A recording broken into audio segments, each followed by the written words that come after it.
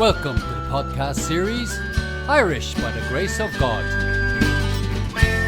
And here's your host, Tony Gormley. Great news, everybody. Irish by the Grace of God have now got a badly needed sponsor. GetDigs.ie are an Irish company that specialise in rental accommodation on a Monday to Friday basis. And homeowners can rent out a room in their home for part of the week and still avail of the government's rent a room scheme and earn up to 14,000 per annum tax-free. That's 14 grand. That's a serious incentive.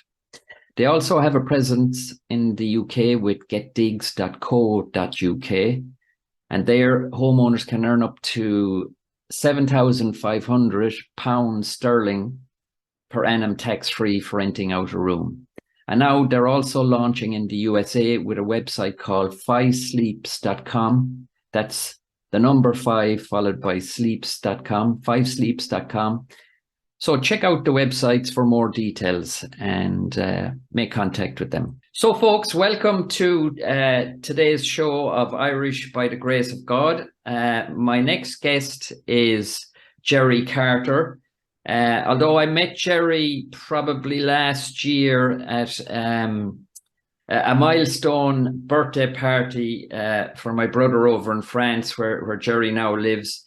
I don't know. I know we spent a weekend socialising, Gerry, but I don't know a huge amount about you. So over the course of maybe 40 minutes or an hour, we can understand your history. So maybe we'll start off with your history and growing up in Ireland and, you know, education and what you get up to, summer jobs, all that kind of stuff. Sure. Yeah. It's a trip down memory lane for me because it's going way back. I'm 62 years of age now, so we're going back 40 years or so, So, wow, yeah. But I can still remember. Let's say growing up in, first it was out by Finglas, the ward, and that we had moved out from Santry in 1967, moved out to the ward. Out the Old Finglas Road in 1967, and then we moved back into the city, into Glasnevin in 1976, and then I would have moved. I would have been 16 or 17 at that stage, and then I moved out, got my own flat. And stuff like that, moved around Dublin for 78, 79, 80, but started coming over to France in 1978, 1979, then hooked up with the lads to play some music on the streets of Dublin, Grafton Street in the 81, I would say 80, 81, 82, 83. And then, let me see. So I was teaching music at the time out in Raheny, and then playing gigs. So, and then, let me see. What was it like growing up in Dublin in the 60s? And, had you siblings and... Oh, yeah, I've got 4 younger sisters. So we lived in Santry in the 60s. So I'm born in 1960. So I can still remember Shanard Avenue in Santry in the 65, 66, those sort of years. I still have very... visions, certain things. I can remember cycling into Dublin at the age of, I think it was about 5 or 6, on my tricycle, and just this van came up beside me. I says, "Where are you going?" He says, "I'm off to Dublin." Now I thought I was 3, but I then a couple of years ago I sort of I couldn't have been 3. I must have been 5 or 6, and anyway. This I remember this door opening up and this man asked me, "Where are you going?" "Come to Dublin." "Okay." And I was brought back in this van and put into this house, and then I know that I can still remember the house. My mother, they contacted the guards. I went missing. So, Jesus, and my folks came and collected me in this house in, which wasn't that far away, you know. But I can still remember. I can still, when I go to Dublin, I go through that roundabout. I said I was in this house when I was 6 or 7, you know, because I went. Gerry, if that happened now, the National Guard would be called out. Absolutely, yeah, guy gone missing, you know, 6-year-old, whatever, you know. Yeah. But I still remember cycling down that road. Amazing, yeah. The Ballymun Road, I think, was on my way to Dublin City. I said, I'm off, you know, I'm off on my Excellent. a walk around, you know. But So, you know, so I've still got memories like that. Yeah, and Gerry, I know your profession is music now, but growing up, were you a musical family? Did your sisters play, your parents? Yeah, my father and mother had a sort of, let's say, an interest in piano, but they were never, let's say, proper musicians. They fiddled with the piano, and my mother played a little bit of piano as well, but there was no serious, let's say, they weren't playing every night or anything like that. No, there was just this interest in playing music. But I had sort of this vision when I was, you know, at the age of about, I think it was some dream or some vision. I could see myself at the age, in a later age, you know, 70 or something, playing for old age people, you know. Right. And that's sort of, it was at the back of my mind. And it had sort of, let's say, guided me towards music, because we'll get later on to that. But it turned out for 25 years, you know, during the week, I would play for nursing homes. You know, that was a part of my profession, you know, Monday to Friday, all around here in the Tarn, in the south of France. You know, that was one of my incomes, apart from playing on the weekend. But sure, I would play, you know, from Monday to Thursday for all these nursing homes. Wow. You know, great fun, absolutely. Hospitals. Been doing that since the late 90s. But that's sort of all sort of winded down, you know, during COVID. Sure, yeah. And still hasn't got back, but I'm still gigging, you know, and the doors have opened in the past couple of months. Phenomenally, you know. Yeah. The diary is being filled in. Yeah, yeah. But anyway, that was a sort of, you know, in my early teens, that was a driving, let's say, a vision. And Gerry, would you have done music in school or music lessons, or is it self-taught? Yeah, I did. Yeah, at the age of 15, I was doing accordion and piano from the age of 7, but you know, I was brought along to the lessons, and it really didn't catch on at all, you know. The accordion. And then at the age of, I think, 11 or 12, I would have heard of a guitar, and then that sort of sparked the whole thing off. Just guitar, the image of guitar, and I really threw myself into it at the age of 15. Yeah. Yeah, the guitar is sexy. It is. Yeah. But you can do so many things.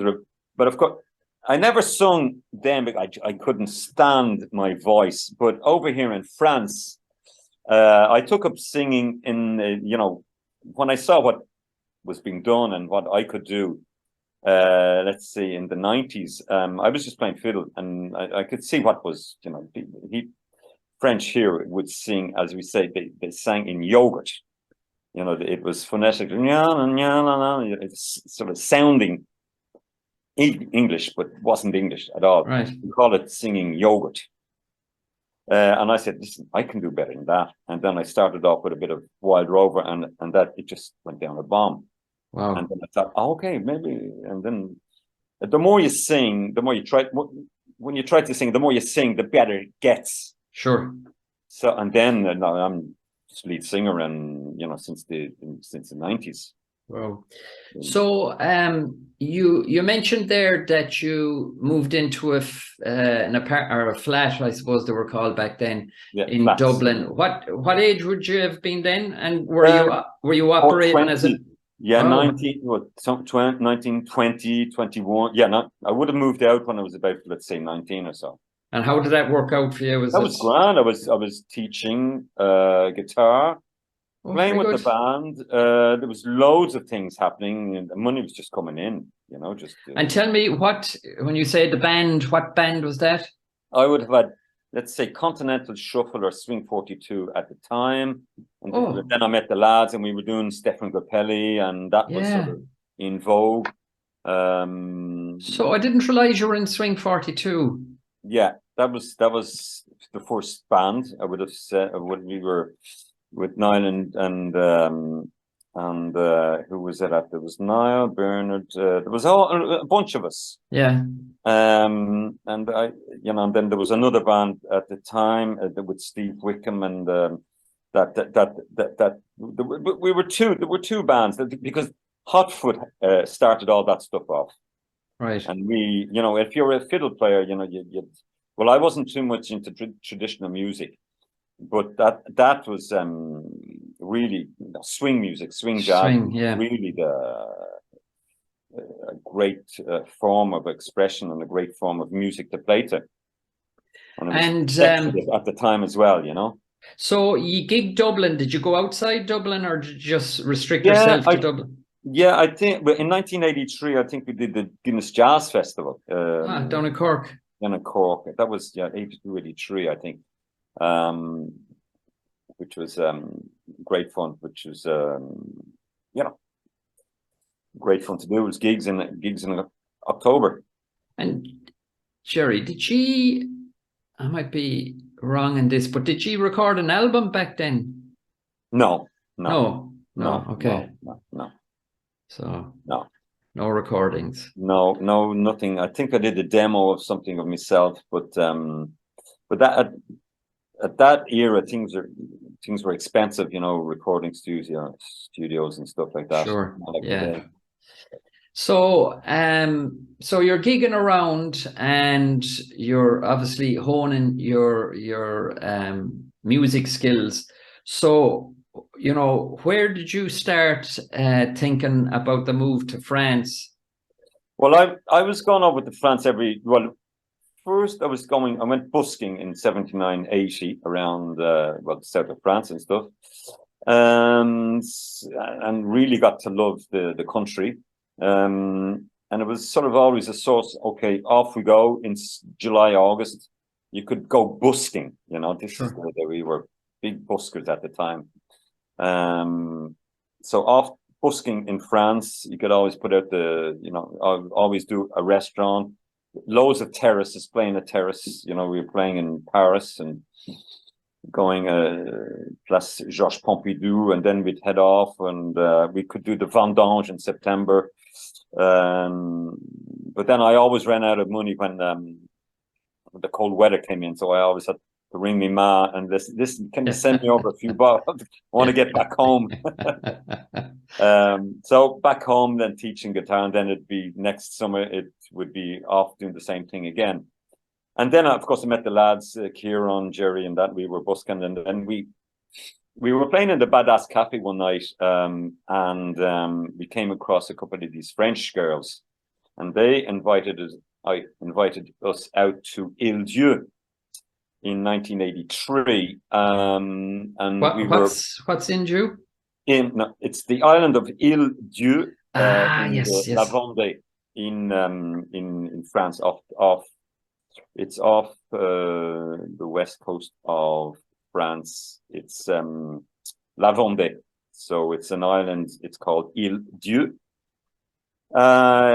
10 kilometers by 4, and it's a beautiful place to go. So we went there every summer, and the lads played there. We played there every summer of 83 up until, I stopped playing there in 87, and the lads continued on because I moved to France in 1987.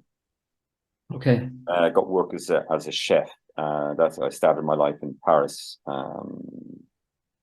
with my wife, my French wife. Okay, so we need to backtrack now a bit. First of all, so did you train to be a chef, Gerry? I did in Cahill Street, but so that was for 2 years. Well, it's you alternate with the restaurant and you go in and do a couple of lessons. But really what makes how you learn the trade is working in the kitchens. So Oh yeah, yeah. because I loved food.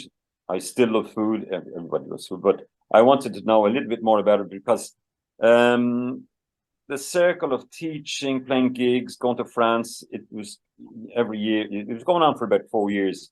And I said, this is a little bit, it doesn't seem to be going anywhere. Right. So I decided to, let's say, learn a trade. Okay. And I thought, well, why, may as well learn something about cooking. I love cooking, restaurants, the whole thing. And in 1984, I started work in the kitchens in Dublin. And then, well, let's say, moved to France and started working in the kitchens in 1987 in Paris. And, when you mention kitchens, restaurants, and Paris together, you've kind of a vision of, a bit of a challenge. How did you find that? But it was very difficult. Working in kitchens in Paris. I found a job. Let's say I was started at 9, finished at 2, started back at 6, finished at 12 midnight. Jeez. So that's on the other side of Paris. So I had my motorbike. So I was coming and going over, crossing Paris once, twice, 3, 4 times a day. Wow. Yeah. But it really, I worked in Café de la Jatte, Ile de la Jatte, on the west side of Paris for 10 months. And that I really learned the trade from that, and then moved into, let's say, corporate kitchens. Let's say it was only 8 hours or 9 hours a day. And did you hardly had time for the music when you were doing no time for the music? A couple of sessions, let's say, with another friend of mine, Kevin Sheehan. He was in Paris at the time as well, and we were doing a couple of gigs, well, just playing together in Irish pubs in Paris, just for Guinness, Guinness drinks. And where did you meet your wife in El Jude, the island? Yeah, very good. Yes, in 1987, and she's still with me today, and she's just retired last month. Very good. 4 kids later, and so there you go. And so I know you're on the outskirts of Toulouse in an absolutely stunning village, and the name escapes me every time. But Castelnau de Lévis. Yeah, it's absolutely stunning. But it is, yeah. Did you move there straight away, or we well, straight away? So we left Paris. Well, it was just an something. Sure. I went to Africa for 6 months because that was my lifelong goal, was to travel around the world on a motorbike. Okay. So it took 10 years, let's say, to, get the money together, get the bike together, and all that. So I went in 1990 through Africa on a motorbike for 6 months because that was my goal. Was your good wife on the back of the motorbike? No, she wasn't. She stayed with our daughter, Lucille, because she knew that was my lifelong, let's say, since the age of 18, that's all I wanted to do, was travel around the world on a motorbike. Brilliant. And I was going in that direction all the time, So she said, listen, go and do it. Yeah. And listen, when you come back, we're there's nothing worse than a man not having, having a goal in life and not being able to realize it. So anyway, I did that. And then when we came back, I worked a bit and we said, okay, listen, we're moving from Paris. We wanted to go to Australia, but it was too difficult to get in 1990, 91. So we said, let's move down from Paris. Let's move down to the southwest of France.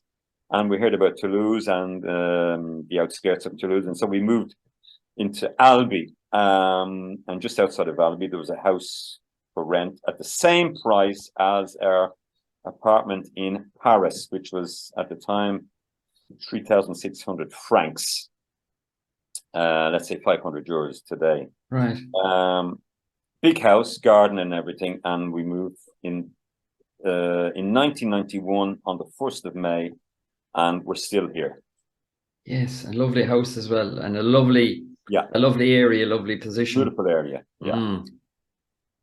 So we left Paris with 2 children on the 1st of May, 1991. Very good. And so tell me this. So you left Paris and you were in the chef trade. Did you continue that on when you went to Albi? Yeah, we did. And my wife worked she got a job straight away. I got a job straight away in the kitchens in a neighboring village. I worked there for 3 months, and I thought, hold on, you know, it's a temporary job. At the end of the day, on my last day, I thought, hold on, I'm going to go looking for work in a kitchen. I probably know more than the owner. I thought, why don't I start off my own business? Very good. I know enough about chefing, cooking, and all that. So what I did was, I thought, how about baked potatoes? So I went to London a couple of months later, picked up a baked potato machine, because that's the only place you could get them in London. Brought it back and started my own affair on the local fairs, exhibitions and everything, doing my baked potatoes. And it worked out for me very well until I started falling asleep at the wheel.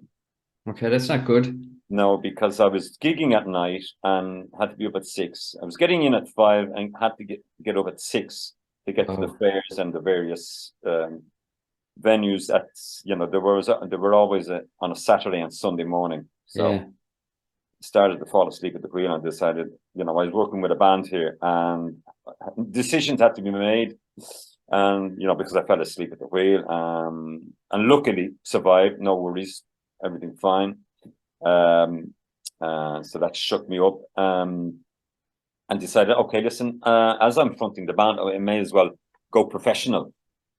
And I became professional in 1996. And the great thing here in this country, in France, is that you are, you have an artist's status. We call it intermittent de spectacle. And you are subsidized by the government, let's say, through, you've got indemnities, because you're on the dole, basically, and you're working as a musician, and the whole business trade is around, that's your profession. You're a musician, professional musician with, the whole film industry. It englobes all the professions in the artists industry, music, cameramen, the film industry, the whole industry, media industry. So that's my status today. Very good. It's a Which bit it enables me to live as a musician. Sure. It's probably not quite comparing apples with apples, but I suppose the Irish government, you get tax break if you're under the arts banner. Yeah, that's true. Yeah. So, and the name of the band was Gerry Carter and Friends. Is that? Yeah. It's been that way for a good few many years. Since I started off, on my own, let's say I broke away from the band in year 2000. I thought, it's Gerry Carter, so nobody can fire me, That's and I book all the musicians, so it's Gerry Carter this and Gerry Carter and Friends, so I do all the booking, the looking for gigs, and people ring me, Irish music, blah blah blah, whatever. So it's Gerry Carter and Friends. And what type of music, Gerry? Is it just Irish traditional, or are It's you Irish slipping in a trad, bit of? it's American folk. We Okay. do everything, you know, we do, because the gigs are so varied, you know, we do a fête de village, we do a cultural thing, we do churches, private things, private parties, private this, pubs, everything, you know. Yeah. So it's duo, trio, quartet, dancers, callers for if we're doing let's say a Cayley or whatever, a band, you know, a hall. It can be anything, you know. And how are the French? Are they receptive to Irish traditional type music, or do they get it? Very, very much. They're big into it. Are They're they? big into Irish music. Oh, Absolutely. And more and more. Now I'm going up to a festival in Brittany, and the Brittany Winter Festival in 2 weeks' time. So there's a lot of artists coming over. So I sort of let's say get into the Irish ambiance, if you like. You know, full week. I get stuck in to sessions and listening to Irish people, and you know, but the French love it. We have sessions here every week, all in the Toulouse region. They're all over the place. Everywhere there's an Irish bar, or you know, privately, or they love it. There's been festivals here since, you know, 30 years, you know, going way back to the early 2000, what you call it, 2000. yeah. I'm just wondering how the French, you know, they must be obviously listening to the Christy Moores and the Dubliners, maybe, or they listen to everything. It's huge. The Irish music is huge. Now you see, this is where, you know, when I'm playing Irish music, you've got your whiskey in the jar, and then you've got the Frank Hart. You've got real Irish music, and then you've got ballad. You've got Celtic, Paddy Whackery. The whole spectrum of Irish music. You know, from the Pogues to the Chieftains to it's so vast, right? And everybody's interest is so different. So you've got to cater to everything, you know. Yeah. So you know, this is what we like to do. And now I know before we came on air, we were just discussing, you know, that you're in France for whatever it is, 35 years plus, but and that you're effectively you're more French than Irish at this stage. But you know, almost, what, you know, in terms of cultural differences, what do you see are the most significant? You know, are the French a different beast than the Irish? Do they get the Irish? Do they get the Irish crack? They do. Oh, absolutely. They love the Irish. They do. There's and you see, the Irish love the French. Yes. So we have that sort of let's say, I don't know how you connection or whatever. Yeah. Connection. We love the French love the Irish. So, you know, it just, you know, we're out drinking, we're out eating, we're out, you know, but you have to speak French. Well, I was just that was my next question, was because you can't sort of play the tourist. It's okay that if you don't speak French, you're over for a couple of weeks, you're on vacation, you're on holidays. You get through it what you do, you know, what you can, but we have a liking for each other. So you're drinking and you're trying to, you're getting you're buffing along with a couple of words here and there, and then the French have a couple of words. The French don't like to speak in English, you know, because they feel very inadequate, you know. Yeah. But anyway, you get through the whole lot. But of course, I'm fluent French speaker, so I love having the crack with them, you know. Yeah. I'm a let's say, I would just say, an Irish person speaking fluent French. So, you know, we're having the crack with them, and I'm riling them up, you know, and because, you know, they get the sarcastic wit, so do they? But I still make loads of mistakes in French, you know. Yeah. I also do theatre in French, which is it's a huge challenge. I'm on my third or fourth piece of drama, you know, but it's always funny stuff, you know. Right.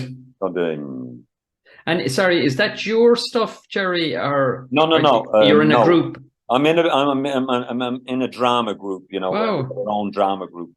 That's So, a bit of an undertaking. Oh, it is. It is. It's a huge. We're on a new piece, and it's very challenging. You know, learning the text, learning the dialogue. You know, because there's still things I just don't understand. So I practice with my wife, and she says, "Oh no, hold on, you got to pronounce that this way, and don't forget this little word here."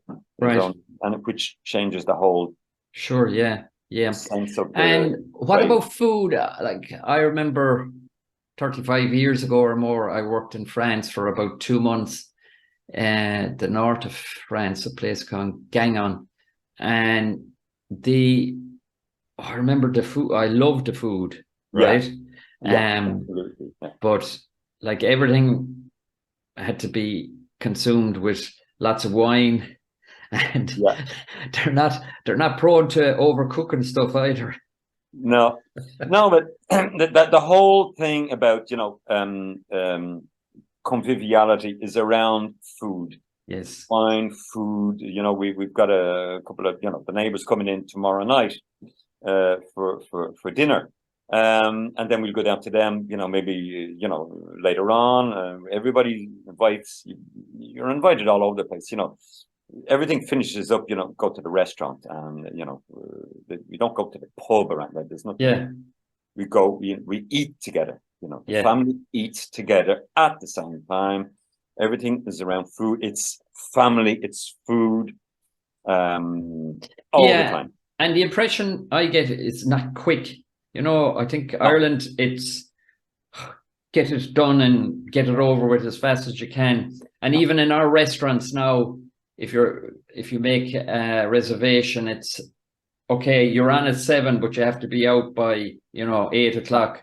Yeah. Whereas I think in France, it's you're there for the evening. You're there for the evening, which is great. Let's say the service. Let's say some places would do. They're very busy. They do 2 services, but generally you're there for the night.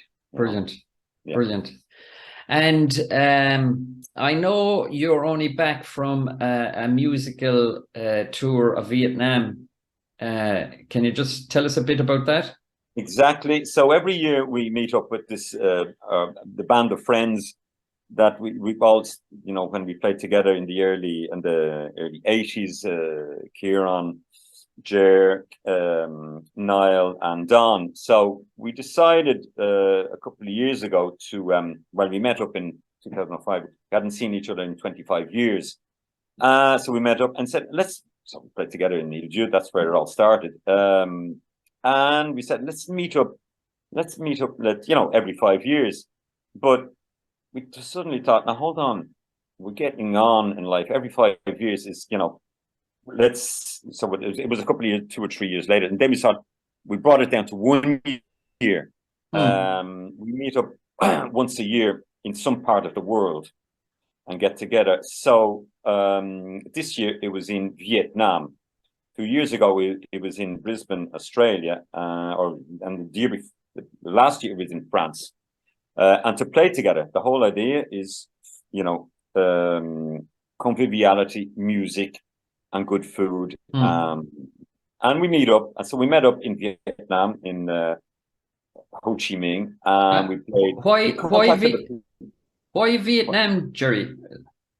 I think it was one of the lads said, listen, Australia and Europe, sort of in between, we'd like to go to Vietnam. So, I'm saying, why not? We've never been to Asia in our lives. So, you know, okay, we decided, okay, we'll go there. And what's the best month? January. And then we decided on that, bought the tickets, and decided to contact a few places. We contact Irish bars first. You say, and say, okay, you're welcome. Just we go over, we play for free, you know, we don't, we're not looking for, you know, we just want to have a good moment and meet people there, meet, you know, locals and we end up, you know, getting there and then just going into, let's say, a Vietnamese restaurant or someplace, you know, yeah, that looks good. Let's go in, ask the can we play here? Oh yeah, go ahead. Yeah, I'm fine, you know. We played there that night. So we played 4 nights in a row.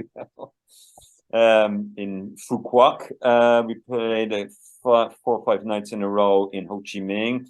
We had a friend there who sort of, Connor and Rita, they had a look around for a couple of gigs and set us up with accommodation and, you know, and visiting Ho Chi Minh, street food. Fantastic. Spent some, you know, 4 or 5 days playing there, getting around, and then we headed off because we're all there with our wives and partners and stuff. So, you know, it's sometimes a bit much for them, but they go off and eat, and it's a great fun. Great. Yeah, fun. I saw a couple of the videos. They were fantastic. A great atmosphere. How did okay, when you go to an Irish bar, you know what to expect. But if you play in front of Vietnamese, what kind of reaction do you get there? Oh, they love it. They love it. They just love it, and that you're there playing for them. You know, they don't really see or hear a lot of music. I get the general gist. There's not people playing like in Irish bars here in Dublin. It's hard to come by music, you know. Yeah. So I mean, we're there playing in a, you know, we're usually in a good area, you know. So it's easy to set up and then we just get on with it, you know. And there's always people just passing through. Very good. I think the introduction music to Irish by the Grace of God is a section of Sea of Green. I think Dan Tobin wrote the lyrics, but I think you could be playing on it. Yeah, I haven't heard it. What, Don? Don wrote it. Yeah, Don. And there's a section on could be the flute or the tin whistle, maybe. I think you might be credited with it. Anyway, we can. I'll suss it out a bit more, and I'll let you know. A quick question. So you came from Dublin and then Paris, and now you're in a very, very rural community in south of France. Yeah. Oh, that's a huge leap, isn't it? How do you find the? Well, no, yes and no. Well, it's moving from the city out to the country. Yeah. Countryside. But I mean, let's say I'm in a little village. The town of Valby is 10 minutes away, and the big city of Toulouse is 50 minutes away. Yeah. So okay. I mean, anything you want, really. I just go outside the door. I say hello to I don't know how many people. You know. Yeah. Just I know everybody. Everybody knows me. I run a couple of associations in the village. I'm constantly with people all the time. You know, on the phone. Brilliant. I could just walk out to the door. How are you? You know. Yeah, I was just talking to my neighbor just before we were on. I was talking about how many? About 6 people. You know, just hello. Hello, Jean-Marie. How are you doing? And you know, and then he goes. I just start cutting some wood, and then somebody else. Thomas, how are you? Grant, how are you doing? What's you know, social life. Just you know, and there's a market tonight. I just go down to the village. There's a market, a night market. Go for a drink, whatever. You know, I'm with people all the time. And Gerry, what do you like most about living in France, and what do you miss most about Ireland? I would say, I love, you know, I'd love to be talking to Irish people in Ireland.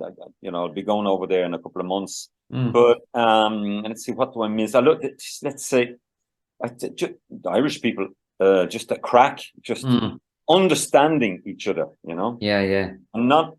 You see, French is my second language. My first language is well, it's English. So, you know, I'm talking with Irish people. There's no filter, whereas with French there is a filter. It's not my mother language, so there is this filter. You know, it's not my mother language. Sure. So there is that. So there's certain things that don't get, you know, capture, you know, or understand. Sure. Yeah. You know, there's that. You know, which is why I have to go to Ireland. You know, before I was going every year, but now it's a little bit more. Yeah, you mentioned before the interview as well that you speak French every day, and if you don't meet, you know, English speaking people for a while, that you even find it hard to go back to the English. Absolutely, it's sometimes very difficult. You know, I have to speak in French to get the English phrase out. You know, and when I see the lads, you know, when we meet up, I have a certain vocabulary. It's very hard to get my point of view across sometimes, you know. What's the word for that? You know, what's the word for that? How do you say that? You're always trying to figure out, how do you say that in English? You know? Yeah. And the Irish have a huge, long list of curse words, whereas the French mightn't have. True. Oh, well, we do have our Bible dictionary of curse words, but so listen, would you ever consider moving back to Ireland, or is that a big no? No, definitely Never. not. No, my life is here. It's, well, let's say well, my wife is French, so we live here, so we're all my roots are here. I'll be buried maybe in the cemetery in Castelnau-de-Vis. That's my wish. That's my wish. That's what, I don't see myself being, you know, carted off back to Dublin to Glasnevin Cemetery. No. My life is here. The kids are here. The whole family. The roots. My roots. Sure. Are here. Yeah. No. And I suppose closing in towards the end here, I ask everybody this: Barry's tea, tater crisps, or a pint of Guinness? And I think I know what the answer is going to be, but what you miss most? And you can't say a pint of Guinness with a bag of crisps. Now, I tell you what, I was always, you know, bringing tea back, Barry's tea and stuff like that, and then we drink our tea with, you know, there's no milk, there's no sugar, so Barry's tea is very difficult to, you know, it's very strong tea when you're drinking herbal teas here, and all various, the whole world of tea has opened up, you know, in the past 20 years. It's very difficult to drink Barry's tea. It's very, very strong, you know. Yeah. You know, when my taste now is French, and it's all sorts of you know, Chinese teas. Barry's tea is very difficult to drink, so I stopped that about 10-15 years ago. Pint of Guinness. Now, I haven't tasted potato crisps for 40 years. Seriously? Yeah. Oh, jeez. Like, there's even a methodology on eating a bag of tater crisps. Really? Yeah. I love crisps. I've come across crisps here. Truffle. They're mind-boggling. Go ahead. Absolutely. The world of crisps has opened up. You know, there's so many recipes, and I've come across this a Spanish company that do organic crisps, and they've ventured into truffle, and it's only unbelievable, the taste. But they must be expensive, are they? No. Made with truffles, it's just out of the world. Okay, one for when I'm next in France. So that's really it, Gerry, and I'd like to thank you for your time. I know, geez, you're only back last weekend from last Thursday morning. Wow, and a long flight. Jet lag has weaned off a little bit, but it's still at about 8 o'clock in the evening. Yeah, I slump, and wake up at 5:15 in the morning. So that still hasn't, it's not good. No, it's weaning its way off. Yeah, but, sure. There are still habits there, Yeah. Okay, Gerry, listen, again, thanks for your time. Really appreciate it. say Thank hello you. to your wife and kids. I will and indeed. I'm sure we'll bump into each other again. Thank you very much, Tony. Thanks a million. Bye-bye. Cheerio. Au Ciao. revoir. Merci. Thank you. Thanks everyone for listening to this week's episode of Irish by the Grace of God. If you like it, please share it with your friends and family, and check out our website shows.acast.com/Irish by the Grace of God -podcast. Here you'll find all our social media pages to make contact. If you know of any Irish people living abroad with an interesting tale, we'd love to hear from you. Thank you and tune in next week. Bye bye.